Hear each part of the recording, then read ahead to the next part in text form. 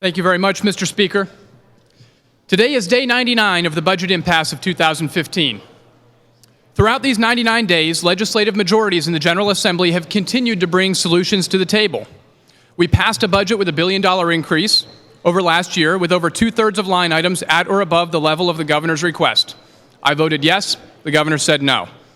We called up a vote on 20 line items that needed critical funding, whose numbers matched the governor's request nearly 2 months ago. I voted yes. The governor and his allies said no. We brought forward legislation to authorize immediate emergency funding for critical services across the state. I voted yes. The governor said no. Today, regretfully, is the first day during this impasse that I must say no. I must say no to this tax increase for two very important reasons. The first reason is taxpayers. Hardworking families cannot afford to pay 16% more in income taxes. And the second reason comes down to one word: jobs. First, let's talk about taxpayers. Despite the rhetoric suggesting otherwise, hardworking families bear the lion's share of the burden under this plan. While some may try to characterize this vote as a vote on severance taxes or a shift in certain property tax rebates, the numbers don't lie. For the current fiscal year, the income tax increase is $1.4 billion in increased taxes on hardworking taxpayers. The expanded rebates and tax provisions amount to a paltry $84 million. Think of it this way. If I told you I would give you $84 and all you had to do was give me $1,400 in return, would you consider it a good deal? Of course not. This proposal in front of us does the exact same thing as that to Pennsylvania's taxpayers. Now, how about the severance tax? Well, despite the fact that this plan includes a large severance tax, over the next year, the income tax increase still makes up over 95% of the tax increases contained in this proposal. Hardworking families will be picking up the tab for an insatiable administration in Harrisburg. Let's get past the rhetoric and deal in facts. This is a tax plan balanced on the backs of Pennsylvanians who get up and go to work every day.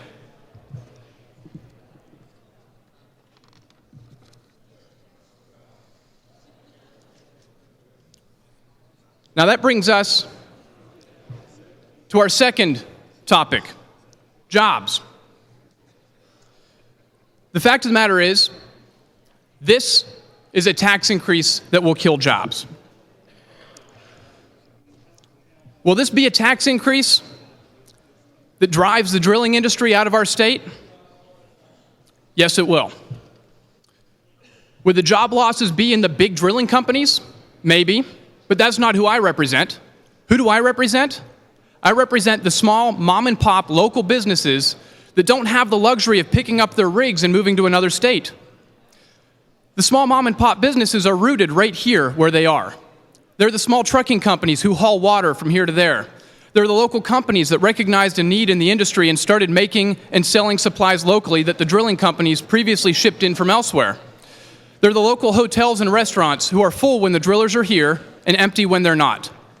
I've seen too many local trucking companies shut down or send their drivers away from their families to stay in hotels to chase the work that is no longer local. We've heard testimony from small employers from around the Commonwealth who have testified to this. We heard from people like Frank Puskaric from Hogfather's Restaurant, who told us how the growth of the industry enabled him to expand to 5 locations since 2007, and how his business and his employees feel the pain when the industry is forced to slow down. We heard from Dawn Fuchs of Weavertown Environmental, who told us how the arrival of the industry in the Commonwealth enabled her not only to keep her employees working, but to expand and create new jobs.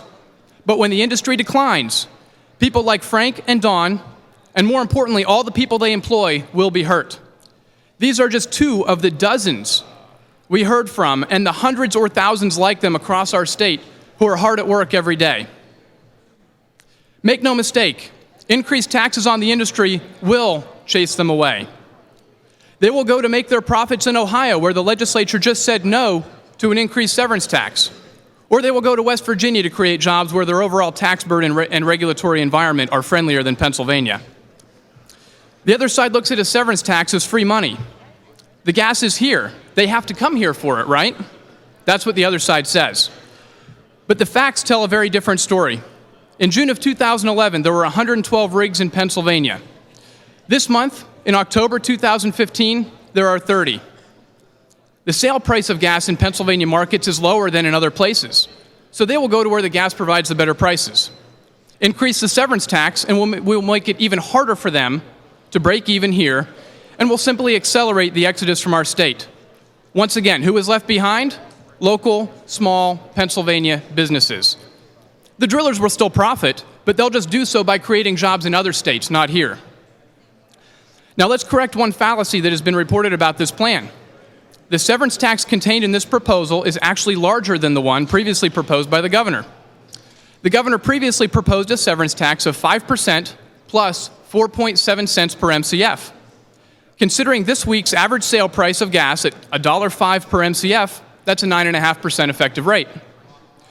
The proposal in front of us is a severance tax of 3.5% plus 4.7 cents per MCF plus the existing impact fee. The current impact fee, based on current prices, works out to an effective rate between 6.5% and 10%. That means that the severance tax in this proposal creates an effective rate of between 14.5% and 18%. Some people might like that if they think that a severance tax amounts to free money. I don't like it because I know that it will cost my constituents jobs. But consider this. Even with this job-crushing severance tax proposal 2.0, the governor's own numbers still show that the severance tax provides only about 10% of his overall tax increase over the next 2 years. In other words, out of $3.7 billion in total revenue from this proposal, $3.5 billion of that comes from increases on income taxpayers, not natural gas taxes.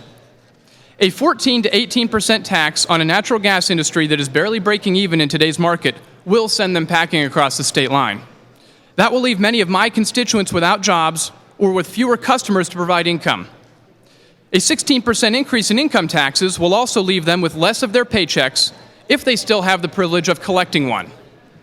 Those are the cold, hard facts. Let's stop with the bait and switch.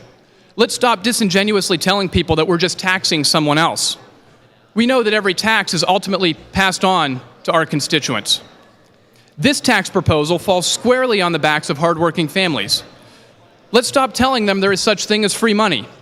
The price we would pay for this tax bill will not only be measured in lost dollars. More tragically, it will be measured in lost jobs. That's not a price I'm willing to pay. That's not a price my constituents are willing to pay.